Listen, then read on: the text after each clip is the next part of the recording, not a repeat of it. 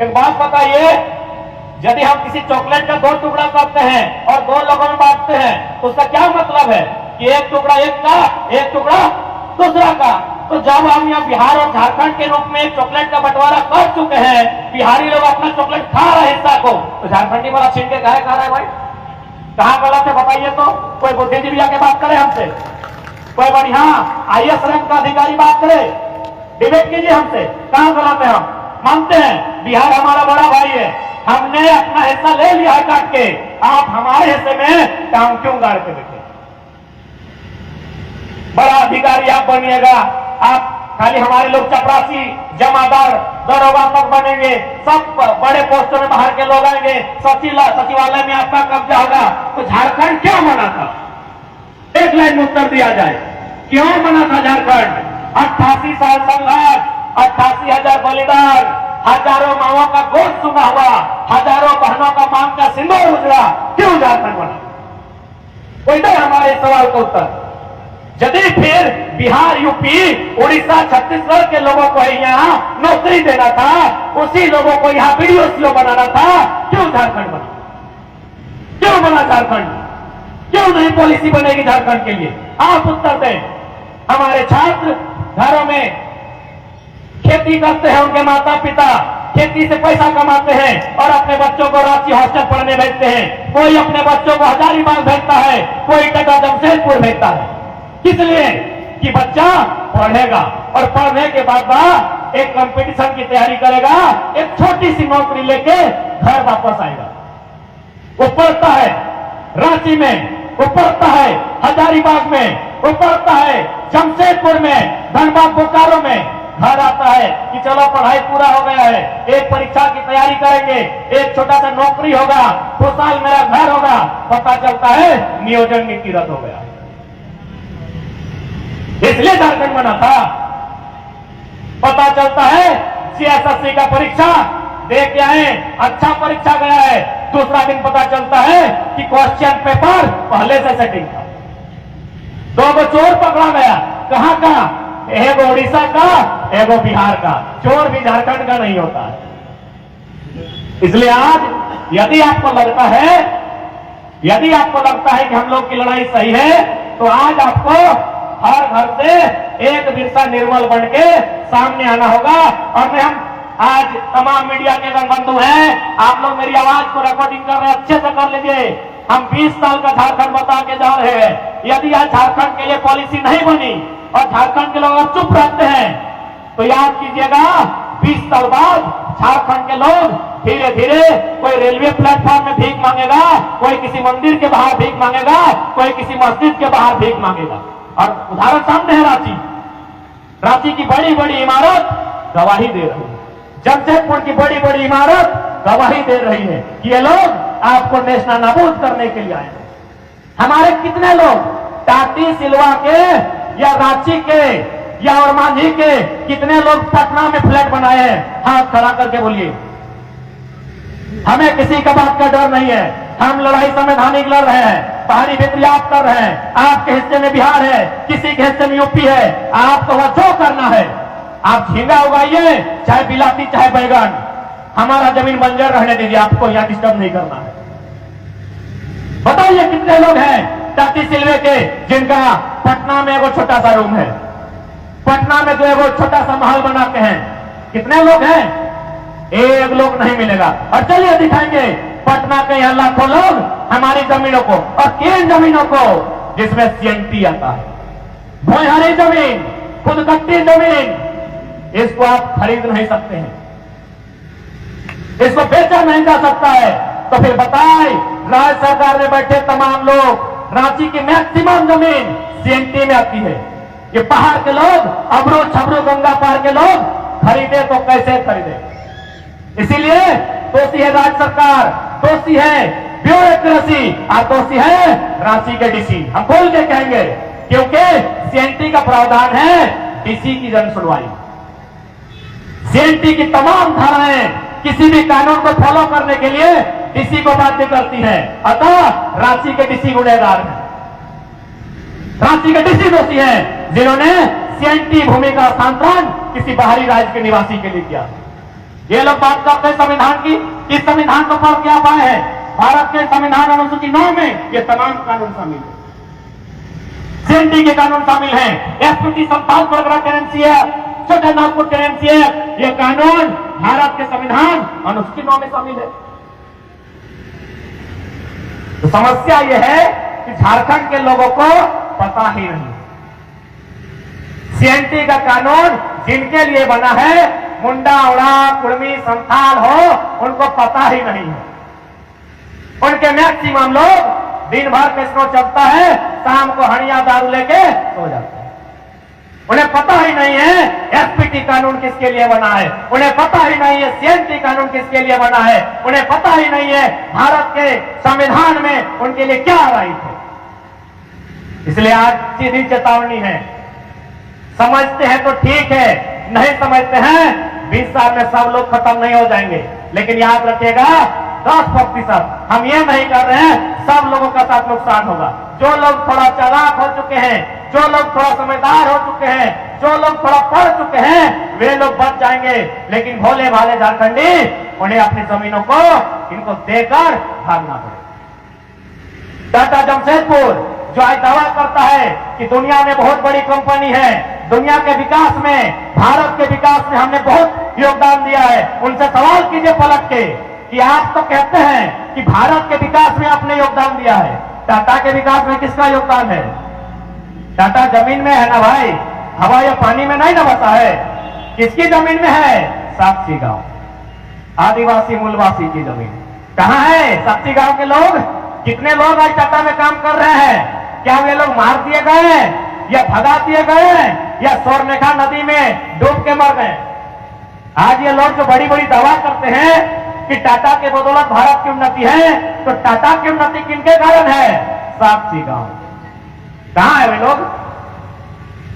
एक दो गांव क्या, यही चंडिल डैम है, 116 गांव डूबा है, 116 गांव का जमीन लिया गया है। गांव वालों को क्या मिला? प्रति डिसमिल 1.5 रुपया 2 रुपया मिला। ये आपकी महासमान जमीन जिसको आप देख रहे हैं, जहां आप धान उगाए हैं, कुछ दिन बाद गेहूं उगाएंगे, कुछ दिन बाद सब्जी उगाएंगे, ये जमीन आपको कौड़ी का भाव लिया जाएगा।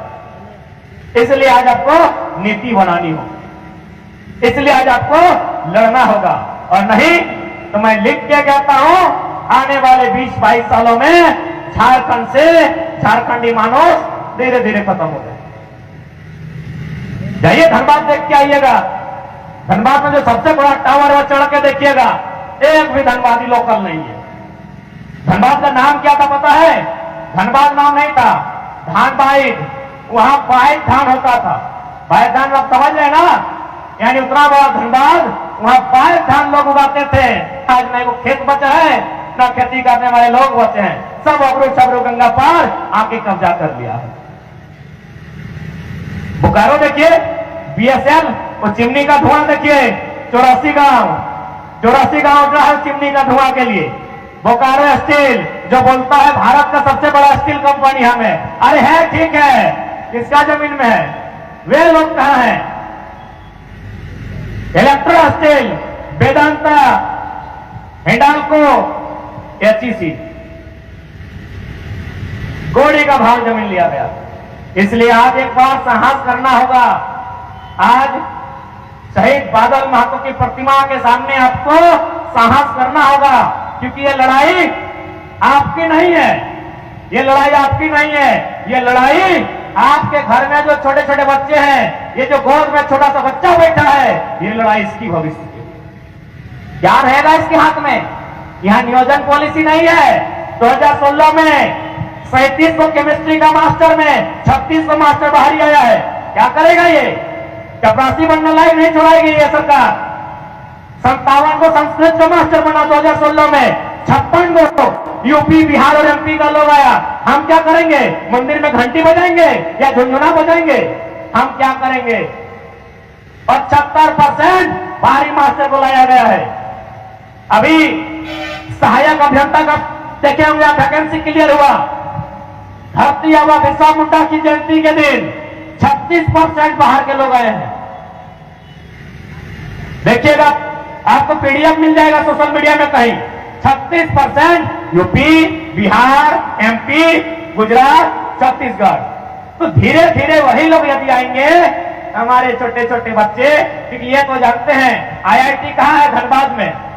आईआईटी जो देश की बहुत बड़ी सर्वोच्च संस्था इंजीनियर की, कई को धनबाद का आदमी है, एक को नहीं, क्योंकि आप उस योग अभी नहीं बने हैं, आपको जानबूझकर उस योग बनाया नहीं गया है। आप जमीन देते रहे, आपकी जमीन पर कभी वीआईटी मिश्रा बनेगा। किसका जमीन में है वीआईटी मिश्रा? रांची में वीआईटी मिश्रा है ना, किसका जमीन है पता कीजिए। और जिसका जमीन है उसका कई को बेटा वहां से भी टैक्स किया है, हमको ये रिपोर्ट बताइए। जिंदगी भर जमीन दान देते देते खत्म हो जाइएगा। विधानसभा किसका जमीन में है? कई को गंगा नदी पार वाला का जमीन गया है विधानसभा बनने में। और कानून किसके लिए बनता है? भोजपुरी महंगाई। लड़ाई भोजपुरी महंगाई से स्टार्ट हुआ था ना। किसका जमीन में है विधानसभा? जाइए पता कीजिए। हमारी जमीनों में एचईसी अभी तो आधा जमीन खाली है, वहां तो कुछ होता भी नहीं है। यानी यदि कोई कानून और संविधान का उल्लंघन कर रहा है तो सरकार कर रही है और न्यायालय कर रही है, क्योंकि ये नियम है। यदि कंपनी कोई जमीन लिया है किसी परियोजना के नाम से और यदि वहां कोई परियोजना नहीं बनता है तो 5 साल के बाद जमीन रैयत को वापस करना चाहिए। कितने रैयतों का जमीन वापस हुआ? एचईसी तो खाली देख रहे हैं मैदान की तरह। हम मैदान बनाने के लिए नहीं दिए थे, हम फुटबॉल खेलने नहीं दिए थे, हम वो जमीन धरना देने के लिए नहीं दिए थे, हम उसमें परियोजना कोई फैक्ट्री खड़ा करने के लिए दिए थे। आप यदि फैक्ट्री खड़ा नहीं कर पाए हैं तो सर्वे कीजिए और जमीन जिनकी है वापस कीजिए। इसलिए आज ये लड़ाई आपके घर में जो छोटे छोटे बच्चे हैं, जो अभी चलना सीखे हैं, जो अभी बोलना सीखे हैं, ये लड़ाई उनके भविष्य के लिए। हम सीधा कह देते हैं, क्योंकि आपका उम्र आधा आधा कट चुका है। 30 साल, 35 साल, 40 साल, 45 साल के हो चुके हैं। ये लड़ाई भविष्य की है। बचाने का सामर्थ्य है तो झारखंड के अपने भविष्य को बचा लीजिए, और नहीं तो अंधकार होना तय है। क्योंकि जो गवर्नमेंट है, भले हम बोले हम गुरु जी का बेटा है, लेकिन वास्तव में इसको अबरू छबरू लोग पीछे से चला रहा है। देखे होंगे हाल फिलहाल जिस दिन 32 का खतियान पारित हुआ, द फॉलोअप के रिपोर्टर है पांडे जी, पूछते हैं कि मुख्यमंत्री जी कुछ तो बोलिए। तो मुख्यमंत्री कुछ नहीं बोलता है, पीछे से पिंटू श्रीवास्तव पूछ रहा है, बोल दीजिए ना। पिंटू श्रीवास्तव तो पूछता है तभी खड़ा होकर बोलता है हाँ ठीक है, और बोलता है झारखंडी हित के लिए आए हैं। एक बात सीधा जान लीजिए, आज पूरा साल भर से यही जनवरी से हम लोग घर द्वार छोड़े हैं।